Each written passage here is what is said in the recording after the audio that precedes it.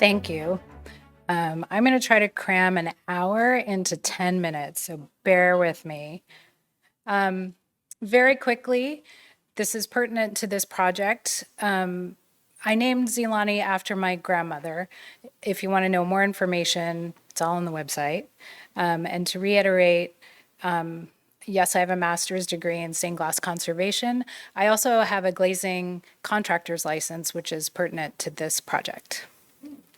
Again, the motto of our company is be safe. We work with hazardous materials, lead specifically, also asbestos. We have fun. Our projects are, I think, for all conservators and people who are in preservation. Everyone is different, and that's why they're fun and exciting and do excellent work. And we feel that if you're safe and you're having fun, your excellent work is just going to be produced that way. I also feel, let's see if we can get this going. I look at conservation and preservation through a stained glass lens. And traditionally in stained glass, the stained glass has a border, which is also called a fillet. And that's how it's installed into the framework. I'm just going to keep on hitting this while I'm talking. And the fillets are considered expendable. You smash them to get out the good part of the art, and then you replace them with other pieces when you reinstall it during conservation or preservation work. And I feel that we, as conservators and people who are in the field, are fillets. That's why I named my nonprofit the Fillet Foundation, and we'll talk about that a little bit later. But keep this in your mind. And why is this not going to the next slide? There we go. How I approach preservation, and I recommend all of us and exponentially the people we work with approach conservation is to look, listen, and then learn. And you can apply learn to also the practicalities of working. So within the context of Mount Zion, I think the most important part when you're working on a project, especially when you're working in a space with others, is the first thing is to listen. So I'm going to give you the words of the matriarchs of the Mount Zion project. And first up, how has that been with 15? Is it kind of unruly? Or have the benefits of having more? I won't say it's been unruly. Yeah. But, whether you have 5 or 15, you have a nucleus of those who do the work.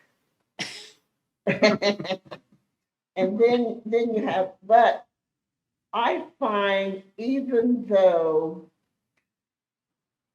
everybody's not doing the same amount of work, all of our board directors are contributing now.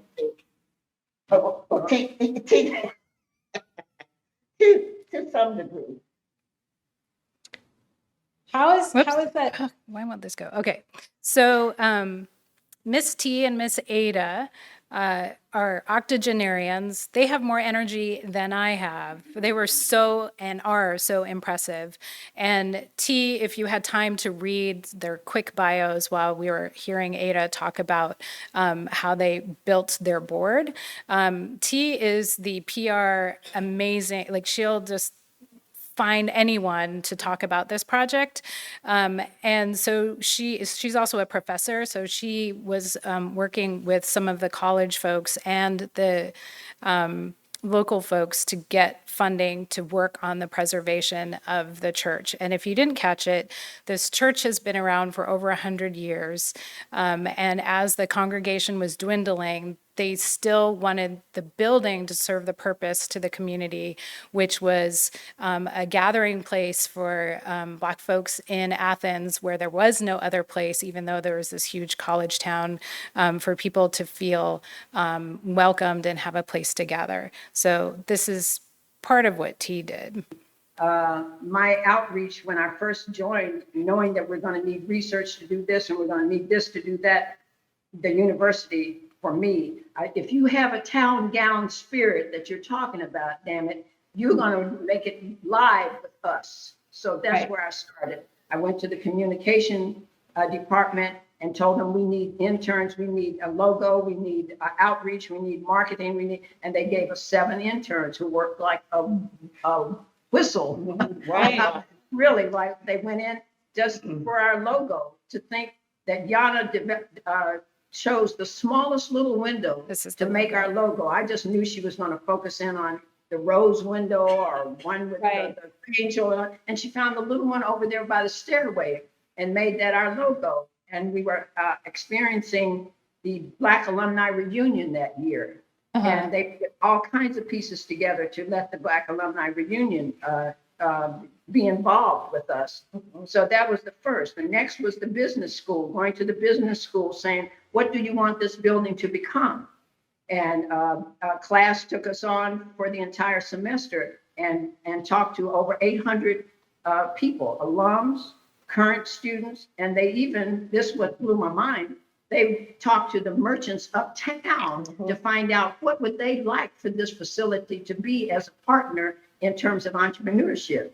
And they gave us a 39-page executive summary telling us where we could get money, where to get a loan, how we needed to generate revenue, and how we would be able to handle our own bills, et cetera, in 3 years. It was brilliant. So I'd like to also preface this in that T is the reason that Zilani became involved in this project. It was during COVID. The National Trust for Historic Preservation was doing a conference that was all online. I don't even know what the topic was. In the after questions, T's little face popped up and was talking about this project so passionately that I was literally looking up the project as she was talking and trying to figure out what I could do to help support this project. And then Ada is the president of the board, the nonprofit that is getting everything going. And you can see here, she was married at the church. She grew up in the church.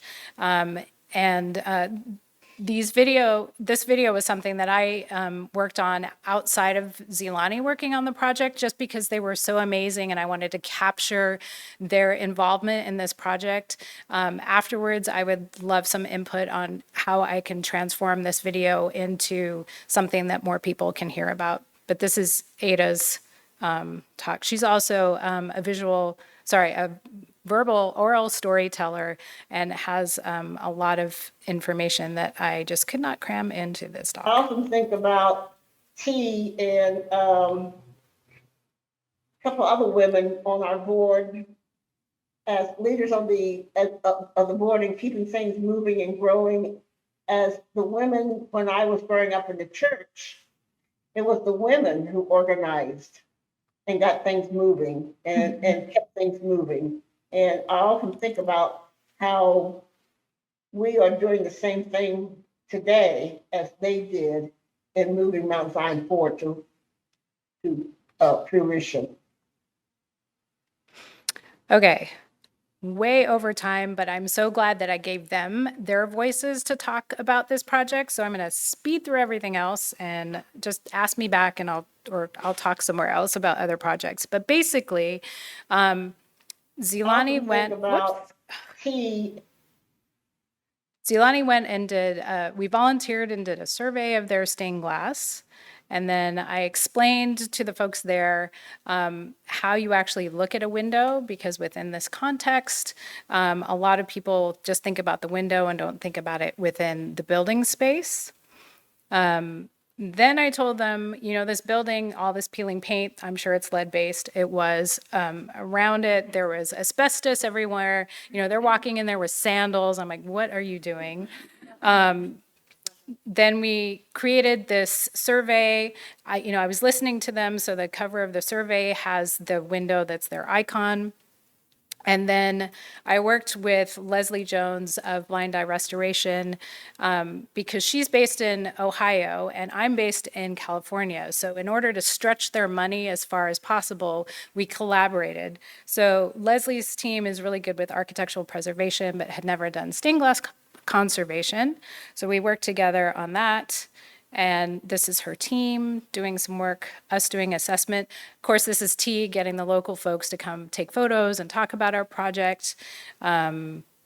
Removing the windows. I learned from Lindsay's team about preservation of the surrounding envelope.